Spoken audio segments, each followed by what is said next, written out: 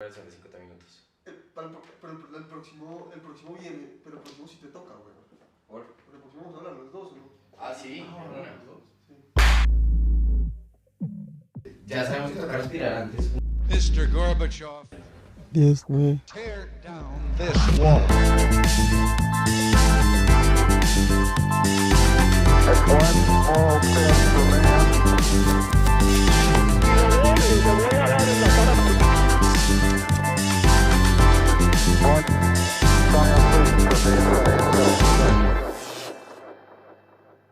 Hola, buenos días a todos y bienvenidos a un nuevo programa de Acá Parchando. Hoy nos damos el gusto de tener a Juan Manuel Jaramillo con nosotros, abogado de Derecho Deportivo y un amigo personal de la casa. ¿Qué dice, Pulga?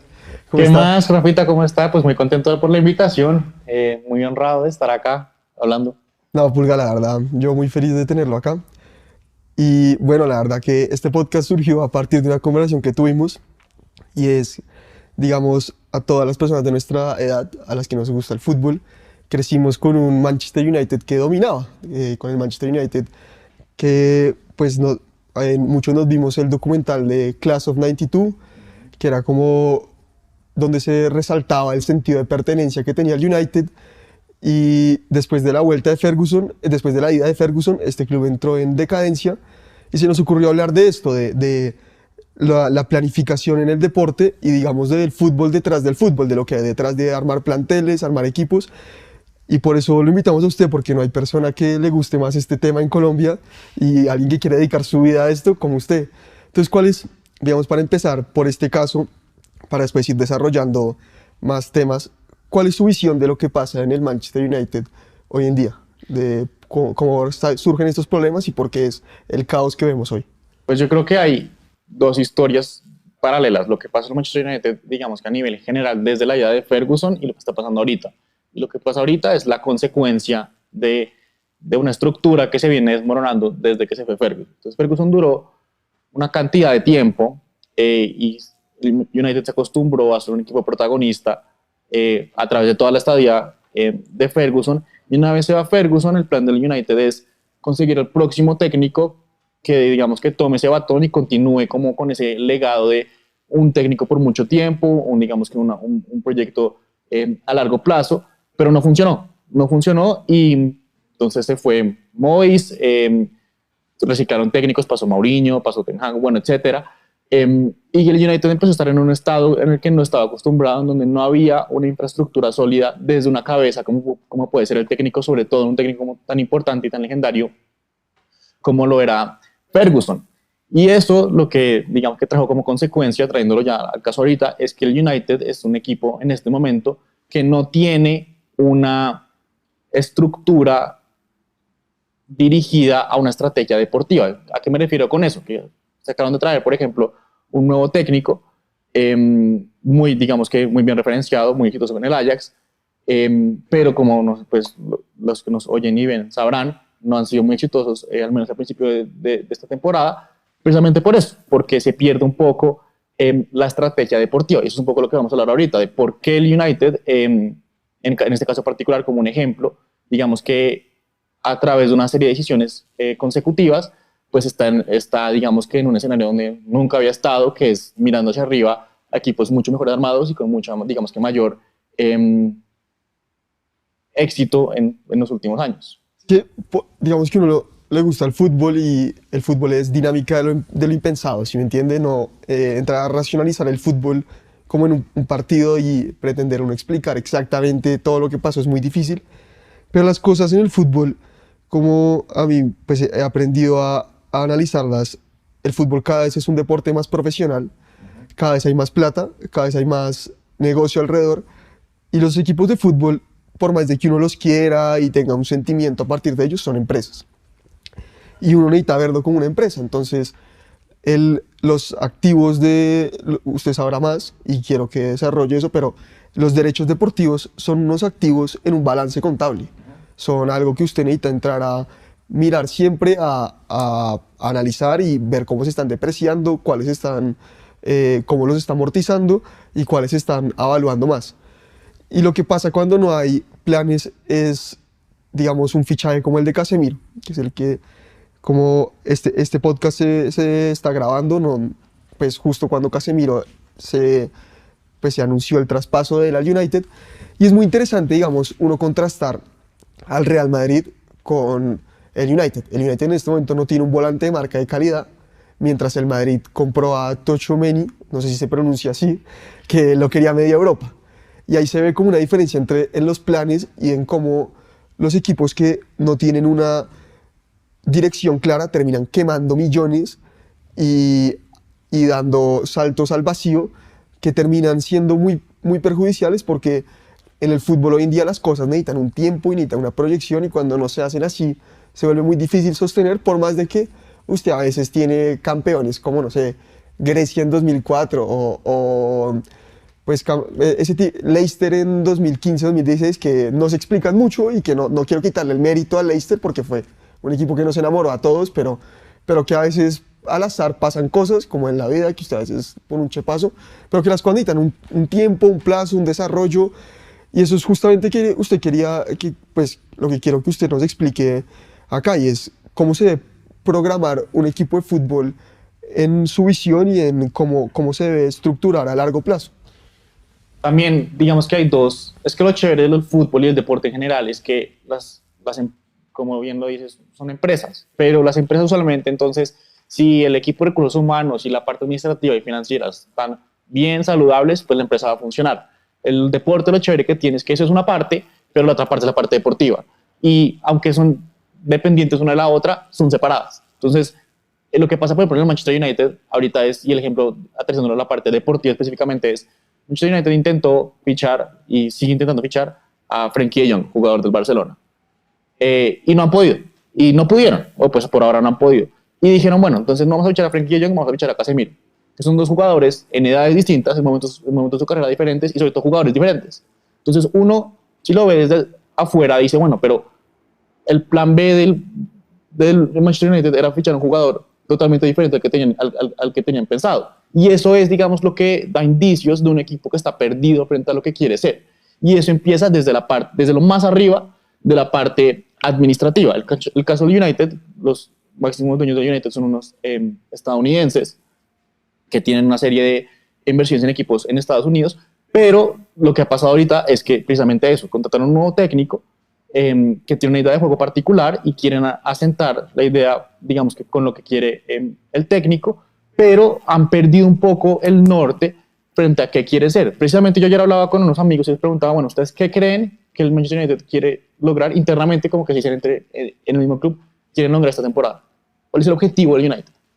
Y unos me decían, yo creo que quiere ser campeón de la Premier League.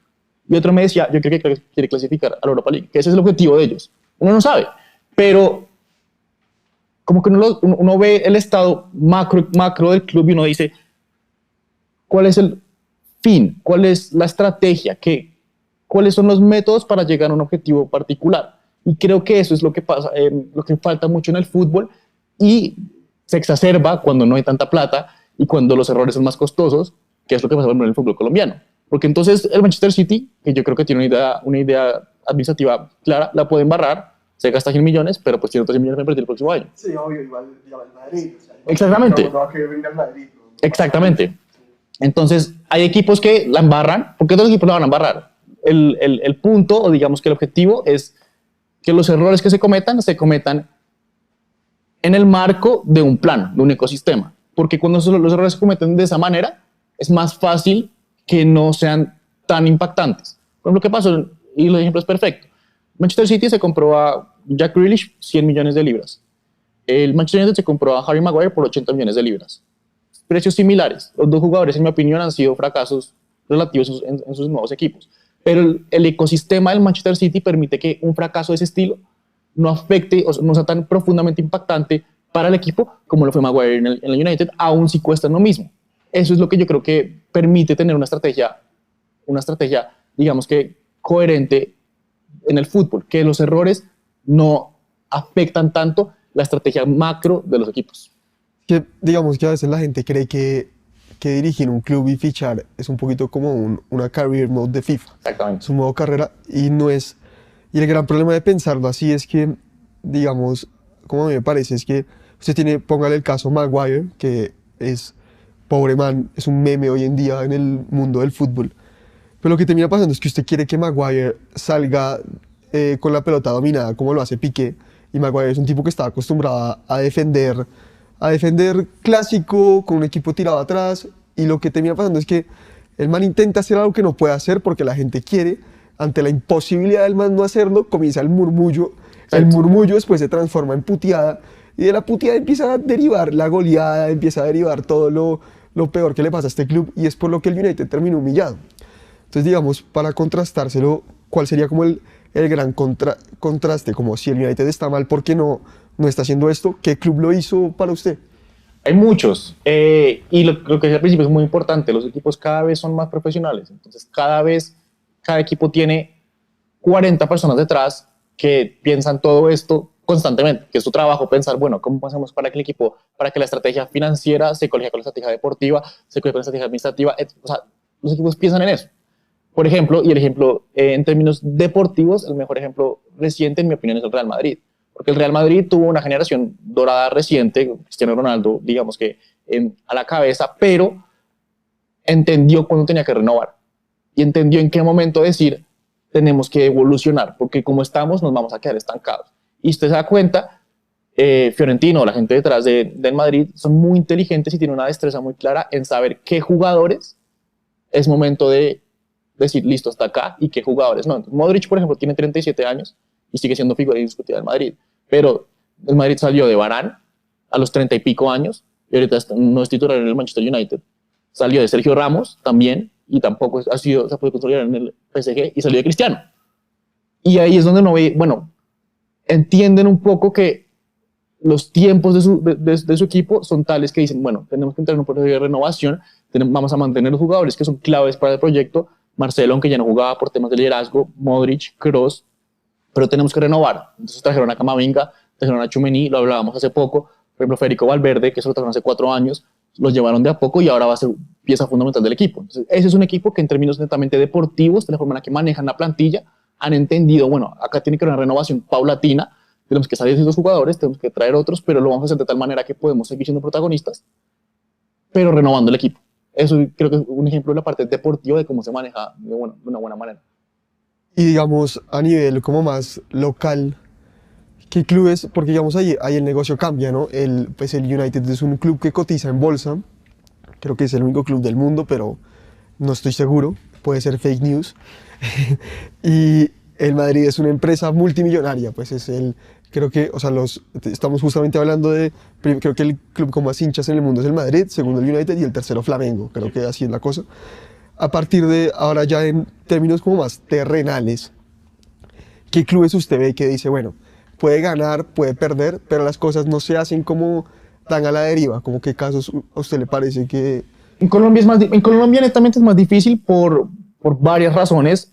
Primero porque Colombia es una liga de exportación, entonces no importa quién sean los jugadores en Colombia, si son buenos, el plan es venderlos. Entonces eso implica que la renovación de la plantilla y digamos que los cambios constantes son mucho más, digamos que normales en la liga colombiana, porque si el mejor jugador se va para afuera. Entonces obviamente los equipos están en constante estado de renovación, pero hay equipos que a pesar de que es una liga para vender, han entendido, bueno, ¿cómo hago yo para competir a nivel local? Porque a nivel internacional, hoy en día, vamos a hablar después del tema de Brasil, sobre todo, pues digamos que las brechas entre una liga y otra se han agigantado, pero a nivel nacional, bueno, ¿cómo hago para competir y mantener una nómina competitiva a nivel local, aún así vendiendo jugadores y digamos que apoyándome en la materia prima que tengo? El ejemplo, y no soy hincha, entonces, pero y me duele decirlo, Nacional es el equipo que mejor ha entendido, bueno, yo soy un equipo que tiene que ser protagonista a nivel local siempre, porque es un equipo grande en Colombia,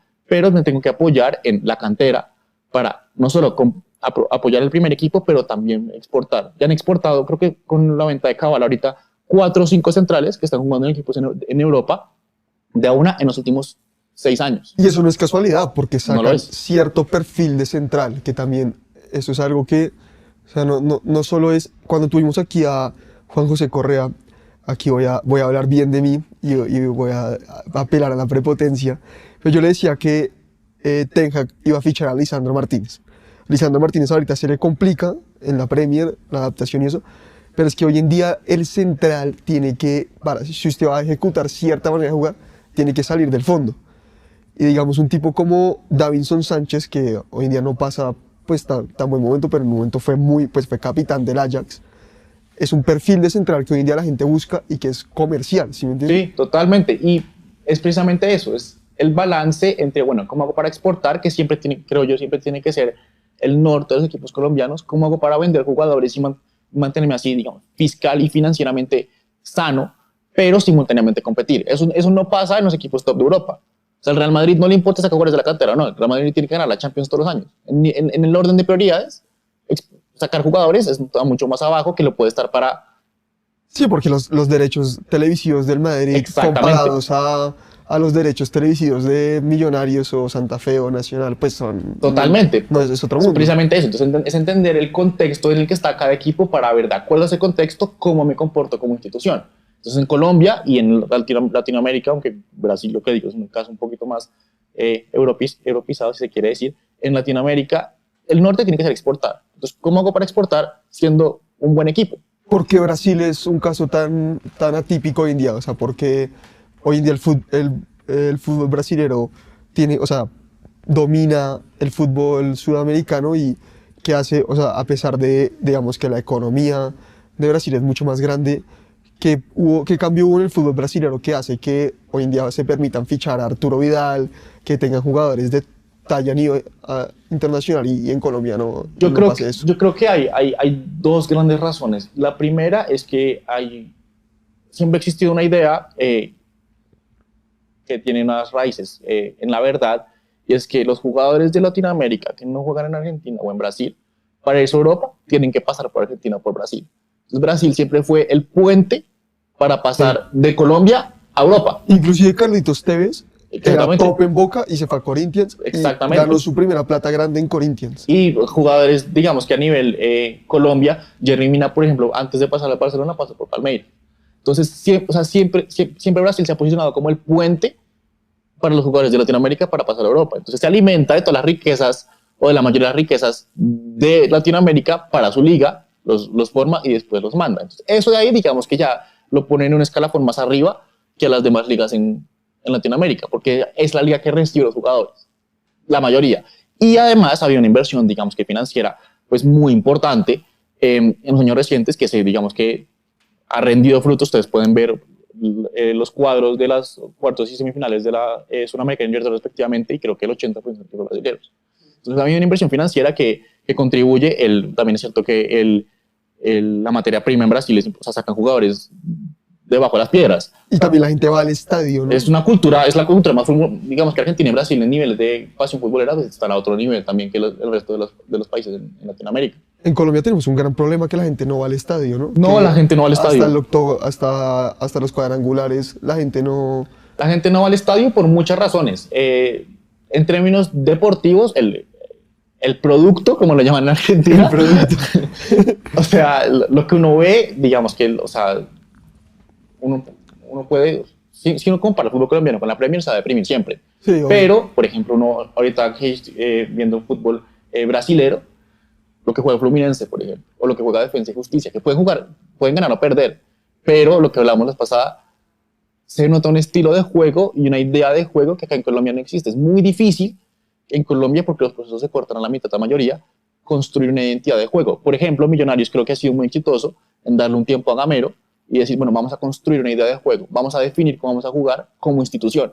Creo que eso también aporta mucho a que lo que uno ve como espectador, me refiero a la parte netamente deportiva, sea pues digamos que más provocativo. Ahora hay mil razones sociológicas y de seguridad y económicas por las cuales la gente no va al estadio, pero el producto como tal no es tan vendible como es el producto en Brasil.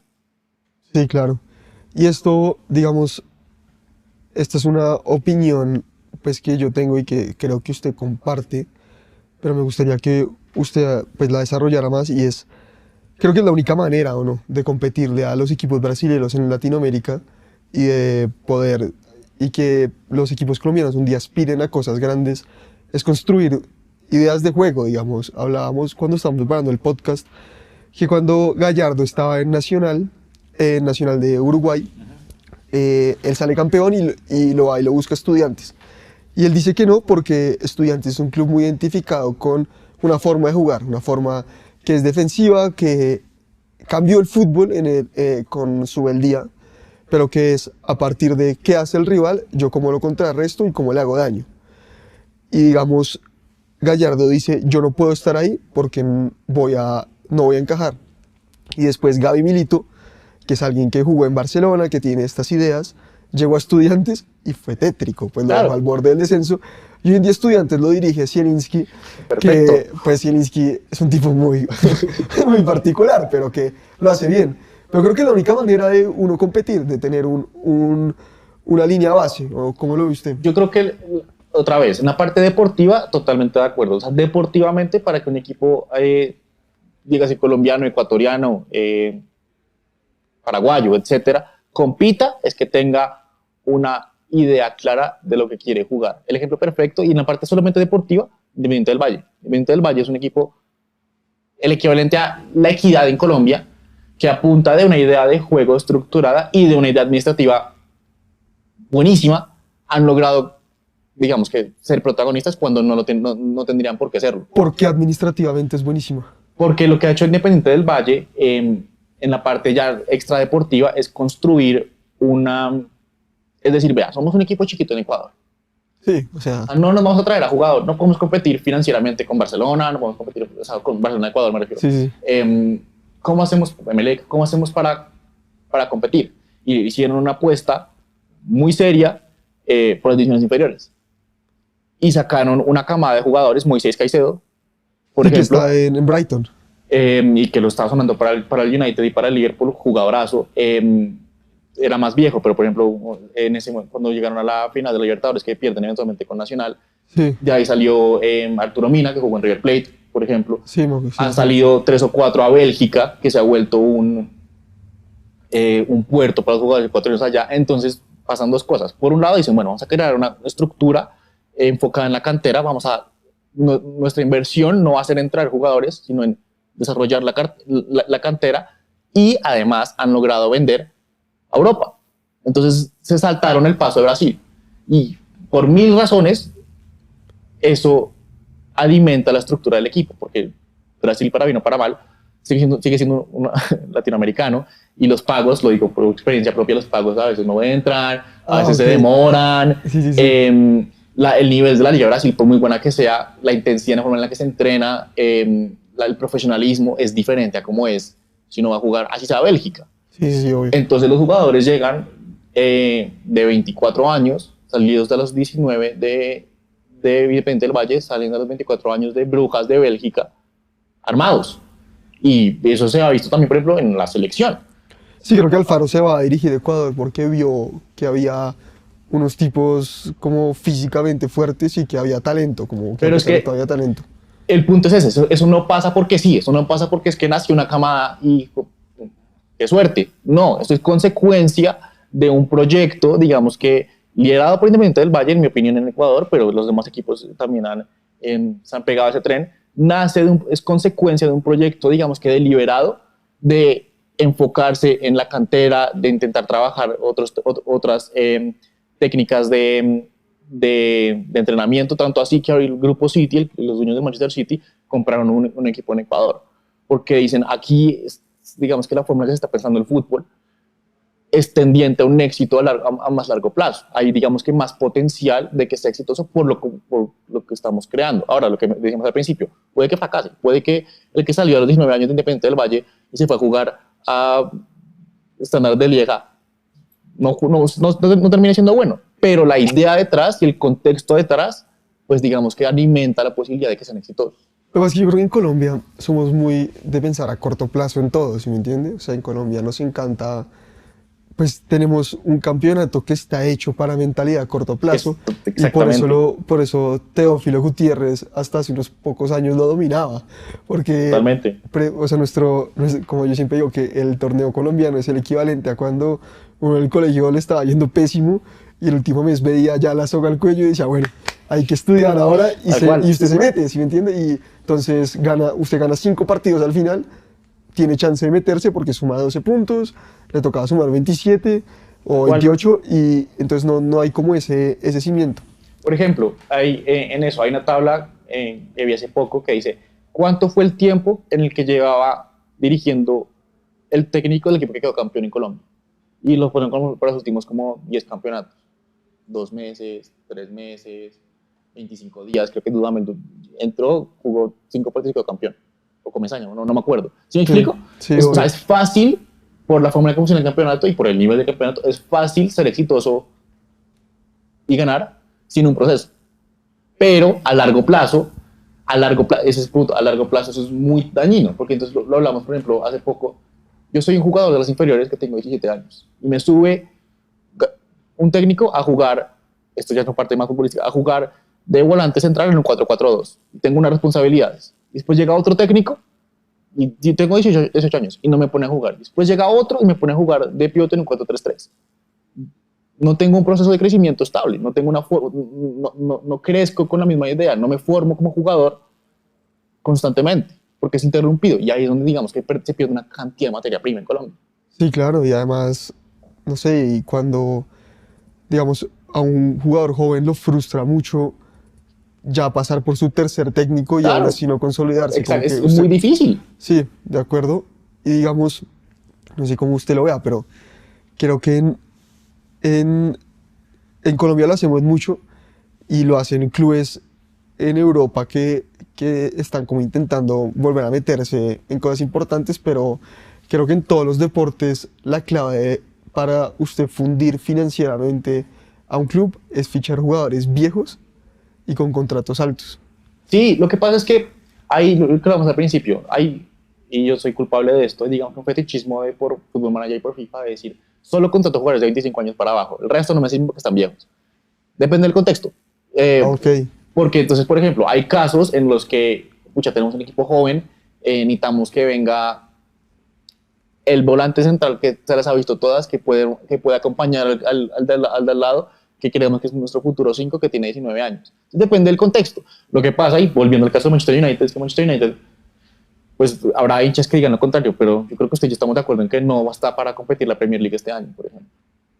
Lo veo muy difícil, teniendo equipos mucho más formados como pueden ser el City, el Liverpool, el Arsenal, inclusive el Tottenham, el Chelsea. Entonces, yo no creo que están para competir así. Y se trajeron a un jugador para competir, para competir Sí, ya. sí, o sea, ya. Casemiro es un jugador que tiene 30 años, se va a ganar el segundo sueldo más alto del equipo después de Cristiano. Es un jugador para competir en este instante. Y no están para competir en este instante. Ahí es donde volvemos al principio, cuál es la estrategia del club. ok, y desde la parte administrativa, financiera y de proyecto deportivo, ¿cuál es su opinión del verano del Barça? Porque el Barça hizo una cosa, que usted me corregirá que si estoy bien o mal, y es que vendió 25% de sus derechos deportivos, derechos televisivos, Sí. que los derechos televisivos son una parte de ingreso fundamental para un club, porque es como lo que o sea, digamos, la Premier, uno ve la diferencia entre de derechos televisivos en la Premier a la Liga y ve la diferencia de total. planteles en ambos, hay una correlación muy grande. Pues, por ejemplo, para poner un ejemplo, después voy a responder la pregunta. El Nottingham Forest, que es el recién ascendido ahorita de la Liga Inglesa, es el segundo equipo que más ha gastado plata en el mundo, después del Barça. Un equipo recién ascendido en la Liga Inglesa. Más gastó plata En este fichajes. No sabía. Entonces, volviendo a la pregunta, ¿qué hizo el Barça? El Barça tomó una decisión y dijo, yo voy a, como en el póker, o sea, voy a apostarlo todo. O sea, voy a hipotecar mi futuro por la convicción de que los próximos 3 años voy a ganar la Liga y la Champions. Y dijeron, voy a vender mis derechos, voy a, o sea, todas las posibilidades de ingreso de recursos, todas las voy a exhaustar en los próximos 4 años. Se trajeron jugadores, Aubameyang, que fue un fracaso, un veterano ya, Lewandowski también, 30 Sí. y pico. O sea, si me explico, una decisión consciente de, bueno, vamos a apostarlo todo por el ya. Eso es muy común en los deportes americanos, por razones diferentes que podemos entrar a ver ahorita. En el fútbol, por la forma en la que funciona financieramente, no es tan común. Ver un equipo que dice, voy a hipotecar mi futuro y yo veo cómo respondo en 3 años. Ojalá me gane la Champions y me entra la plata a la Champions, ojalá me gane la Liga, me entra la plata a la Liga y ojalá digamos que pueda ser sostenible financieramente. Pero el plan de Barcelona ahorita es decir, deportivamente voy a darlo todo a la espera de que me funcione porque si no voy a tener una crisis institucional en manera financiera nunca antes vista. Que por contratos altos. Claro, porque es un equipo que tiene contratos altos, que hipotecó su futuro, o sea, que no tiene otras fuentes de ingreso que le van a salir en el futuro, porque todas las acabó. Y digo, bueno, este es el momento donde voy a apostarlo. Dicen, ok, el Madrid está en un periodo de transición, este es mi momento. O sea, veremos cómo funciona. Pero es que Laporta, que ganó las elecciones ahorita y volvió al Barça, siempre le gusta estos golpes de impacto. Digamos, Sí. el tipo cuando ese club estaba mal, su movida fue fichar a Ronaldinho. Claro. Y dicen que Ronaldinho estaba en el tren o en el vuelo, no sé, y no le dejaban ver el celular porque el United lo quería fichar. Entonces mandaron, No me lo sabía. mandaron un man a ver a que Ronaldinho no prendiera el celular por todo el vuelo para que no dudara. Y llegó a Barcelona y fue ícono cultural, la alegría. Esa no me la sabía. ¿Y por qué en los deportes americanos sí pasa, pues que a usted también le interesan mucho y a mí no tanto? Porque pasa que sí, la gente le apuesta todo o sea, como en la ruleta, todo al rojo. Porque en los deportes americanos hay dos cosas que no hay en los deportes, en el fútbol. De una forma digamos que muy abreviada, en los deportes americanos están lo que se llaman las draft picks, que es cada equipo tiene el derecho a escoger a jugadores usualmente universitarios para entrar a su equipo. Es una forma de renovar. ¿No su siempre club. en el draft son universitarios? No, por ejemplo, en el caso del básquetbol, uno puede escoger a través del draft a jugadores que juegan en Europa. Ah, ok. Igual pasa en el hockey. ¿Y nadie tiene derecho a ficharlos o qué? No, o sea, los derechos son del equipo que los escoge. ¿Y cómo entra al draft? O sea, ¿usted cómo se hace elegible? Uno como jugador dice, yo quiero entrar al draft, Ah, ok. y entonces el equipo adquiere sus derechos para jugar en Norteamérica. El béisbol es diferente porque el béisbol es el deporte donde hay más personas. Entonces, ahí sí los equipos pueden ir a comprar jugadores. En Latinoamérica, los jugadores universitarios sí tienen que pasar por el draft. Pero entonces, lo que hacen muchos equipos es que dicen, bueno, yo digo, no voy a escoger jugadores importantes de la universidad por los próximos 3 años. Voy a tradear, que se llama, o sea, voy a intercambiar mi futuro a través de los draft picks por un jugador. Pues sí, creo que hay una cosa que yo sé, pero me corrija, pero para que el ejemplo quede más claro, y es que el que quedó de último en el Sí. draft elige primero, para que la liga se empareje. Totalmente. Eso es así, en estricto sentido, es así en el fútbol americano. En los demás deportes y en el básquetbol sobre todo, es una lotería en donde para desincentivar que el equipo quiera ser malo para tener la primera escogencia el próximo año, dicen, bueno, los primeros 10 equipos, los peores 10 equipos tienen chances relativamente parecidas de escoger al jugador en la primera elección. Pero entonces, precisamente, los equipos dicen, yo intercambio todo mi futuro a través de los draft picks por recibir a un jugador que está listo para ganar ya. ¿Sí me explico? Sí. Y dicen, entonces va a pagar a ese jugador tal cantidad de plata en los próximos 2 años para que venga mi equipo, quedemos campeones, y ya después me quedo sin futuro porque no tengo cómo recibir jugadores buenos de la universidad, pero quedo campeón este año. Es más fácil en los deportes americanos porque tienen la figura de los draft picks que facilita ese proceso, y porque además tienen unas reglas financieras muchísimo más estrictas que Ah, sí, porque hay topes salariales. Exactamente. Entonces eso lo que logra es que no hay ningún equipo se va a quebrar. Eso no pasa. En el fútbol se funden, o sea, Eso es lo que yo digo en Barcelona. O sea, el Barcelona puede decir, no tengo cómo pagarle a mis jugadores. pues es el triste caso Independiente. Claro, y Que- en Colombia hay sí. 10.000 casos. Eso no pasa en el fútbol americano, entonces por eso es que es más fácil apostarlo todo. Porque yo le apuesto todo y deportivamente puede que fracase a los 3 años.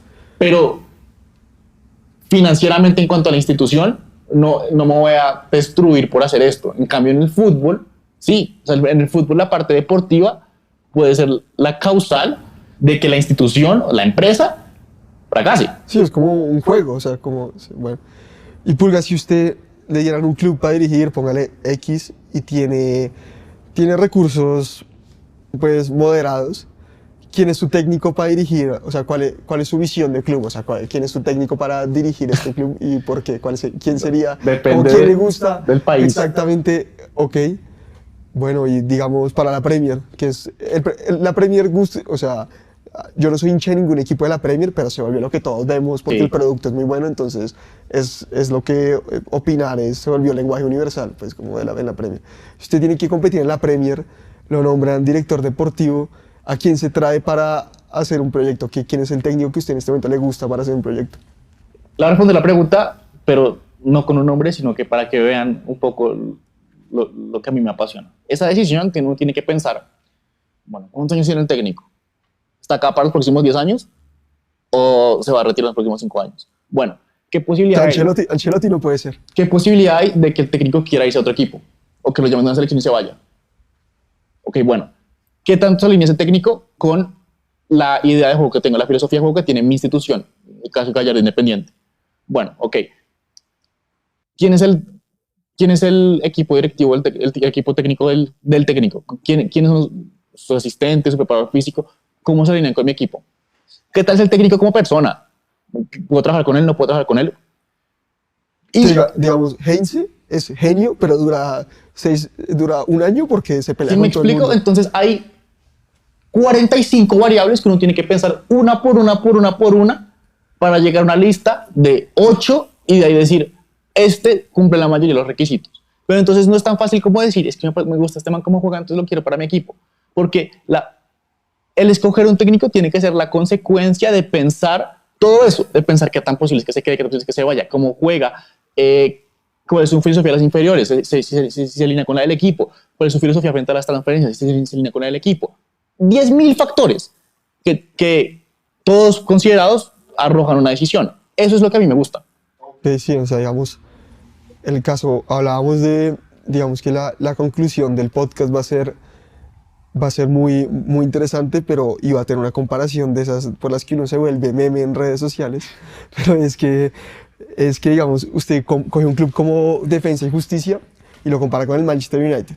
Entonces, Defensa y Justicia de Florencio Varela y Argentina, que es un país que está económicamente en un contexto complicado, por no decir otra cosa, pero tiene, o sea, primero dirigió BKHS, después dirigió Crespo y después vuelve BKHS, entonces son 3 técnicos que la línea es muy parecida. 2 técnicos, 3 momentos. 2 técnicos, 3 momentos, que la línea es muy parecida y que se basan en recuperar tipos que o sea, digamos, Defensa y Justicia nunca va a jugar con jugadores lentos porque no les sirven y trae a tipos como Walter Bow, como Loaiza, que vienen muy mal del fútbol argentino, los coge a préstamo y los recupera. Eso es Claro. como alguien que tiene un norte, ¿o no?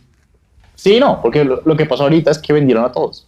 Entonces, ahorita BKHS se quedó sin la materia prima, Ok. porque precisamente es eso. Entonces dijeron, bueno, tenemos que exportar. Entonces, por ejemplo, Loaiza se fue a jugar a Lanús, y no estoy mal, a Unis Farías parece que se va para Boca.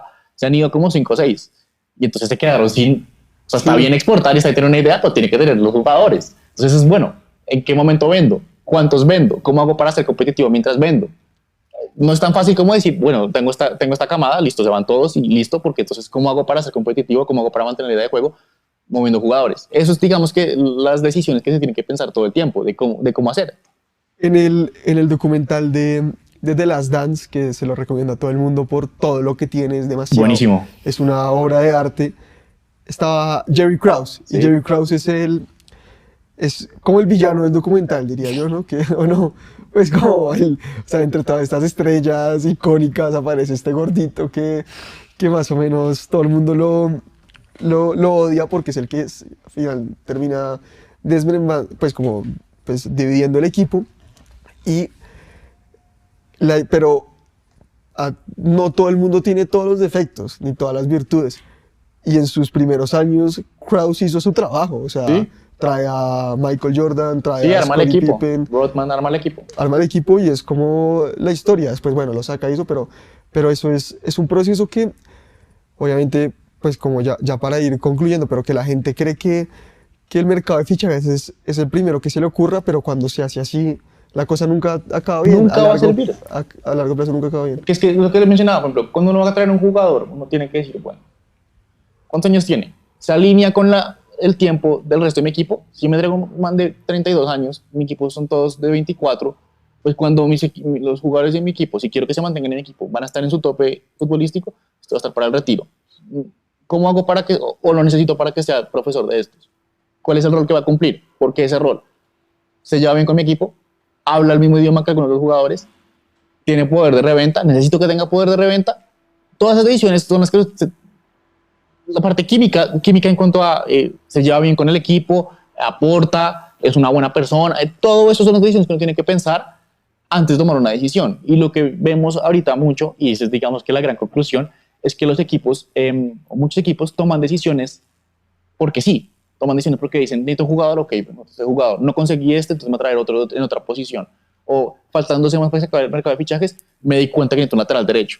Voy a ir a buscarlo, en vez de tener, bueno, tengo una lista de 6 que sé que me sirven para mi equipo, ya los tengo identificados, sé que he hecho todo este ejercicio, sé a quiénes tengo que llamar. Eso es, digamos, que lo que diferencia, creo que es la mayor diferencia en este momento en donde hay tanta plata en el fútbol, de los equipos más exitosos de los que no son tan exitosos, porque los equipos exitosos tienen un plan, una infraestructura alrededor del proyecto deportivo que contribuye a que cuando necesitan un jugador, sepan a quién llamar.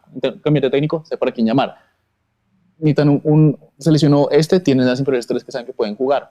Eso es lo que digamos que facilita que los equipos crezcan, mejoren y se mantengan allá arriba. Y eso es lo que digamos que es la gran diferencia, el factor diferencial entre los equipos con recursos parecidos, como lo pueden ser el United y el Liverpool, porque el City tiene una plata, digamos que por otro lado, uno está en este momento peleando Champions League, top 2 en la Premier, y otro esté, digamos que mirándolo para arriba. Siendo los equipos históricos del mismo país, con cantidades de plata similares, uno esté acá y otro está allá.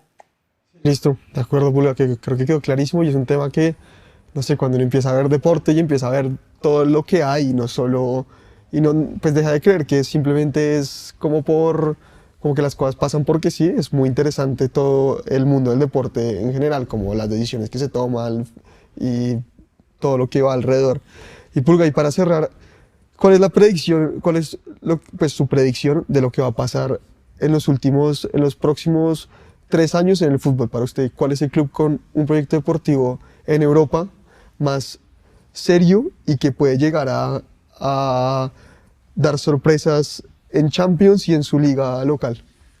Es que ahí es el punto. Por ejemplo, hay equipos en Bélgica, el Brujas de Bélgica, por ejemplo, que tiene un proyecto deportivo buenísimo, pero que su objetivo nunca va a ser ganar la Champions. Entonces pueden ser exitosos en su idea de decir, voy a competir, voy a ganar la Liga Bélgica 3 de cada 4 años, y voy a vender jugadores todos los años, pero no tengo cómo competir para ganar la Champions. Pero ese es un proyecto exitoso. O sea, el éxito no solo se tiene que ver en quién gana la Champions, se puede medir en, yo sé que no va a ganar la Champions nunca, o porque tiene que ser un accidente, como fue el Leicester, pero soy exitoso.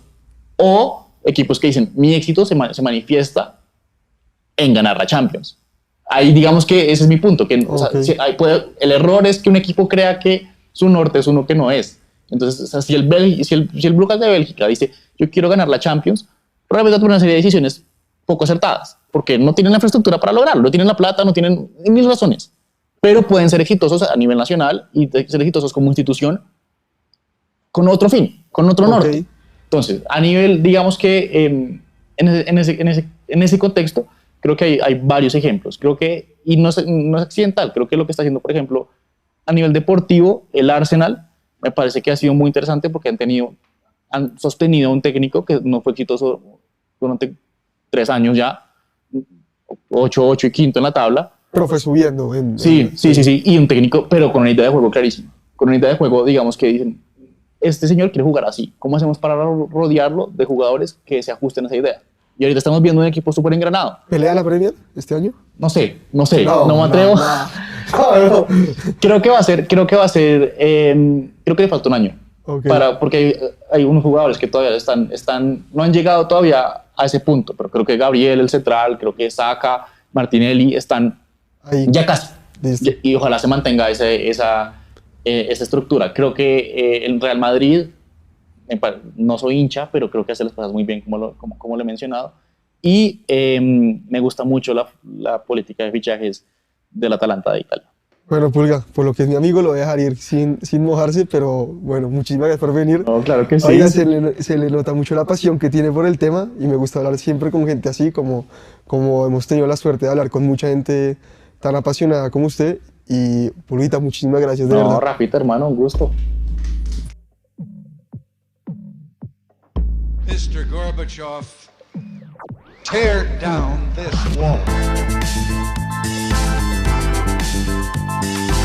That's one small step for man,